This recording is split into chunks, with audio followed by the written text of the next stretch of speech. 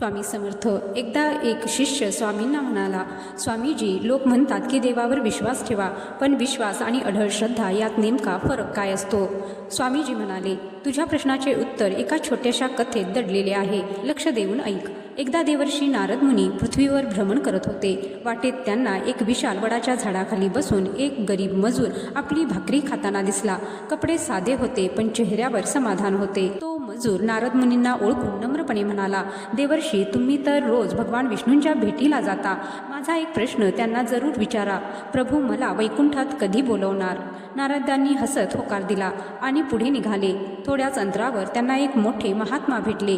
त्यांचे अनेक शिष्य होते, मोठी कीर्ती होती. त्यांनीही नारदांना तोच प्रश्न विचारला, देवर्षी, भगवान विष्णूंना विचारा, मला वैकुंठात कधी बोलावतील?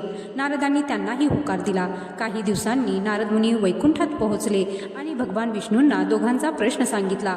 भगवान विष्णू मंदस्मित करत म्हणाले, नारदा, त्यांना एवढेच सांग की मी सध्या एका सुईच्या छोट्याशा छिद्रातून एक मोठा हत्ती बाहेर काढत होतो.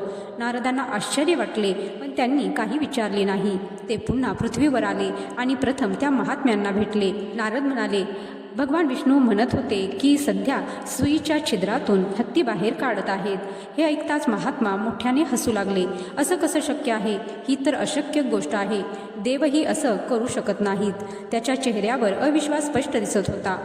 नारद काही न बोलता पुढे निघाले. ते त्या गरीब मजुराकडे आले. तो अजूनही त्याच वडाच्या झाडाखाली बसून आनंदाने जेवत होता. नारदांनी त्यालाही तोच संदेश सांगितला. क्षणात मजुराच्या डोळ्यातून आनंदाश्रू आले. तो उठून नाचू लागला. जय श्रीहरी, माझ्या प्रभूंची लीला अपरंपार आहे. नारद आश्चर्यचकित झाले. अरे, तुला हे खरे वाटतं? सुईच्या छिद्रातून हत्ती कसा जाईल?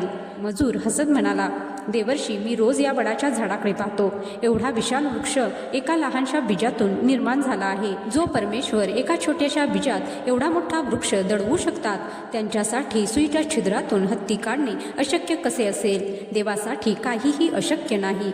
नारद मुनी आनंदाने हसले. ते पुन्हा भगवान विष्णूंकडे गेले. तर मंडळी, या कथेचा बोध हाच की देवावर फक्त विश्वास ठेवू नका, तर पूर्ण समर्पणाने श्रद्धा ठेवा. कारण जिथे अढळ श्रद्धा असते, तिथे अशक्य वाटणारे ही शक्य होते. देव चमत्कार दाखवत नाहीत, ते श्रद्धेचे फळ देतात. परमेश्वरासाठी काहीही अशक्य नाही. अशक्य असते ते फक्त आपल्या मर्यादित विचारांसाठी. हे कायम लक्षात ठेवा. जय श्री स्वामी समर्थ.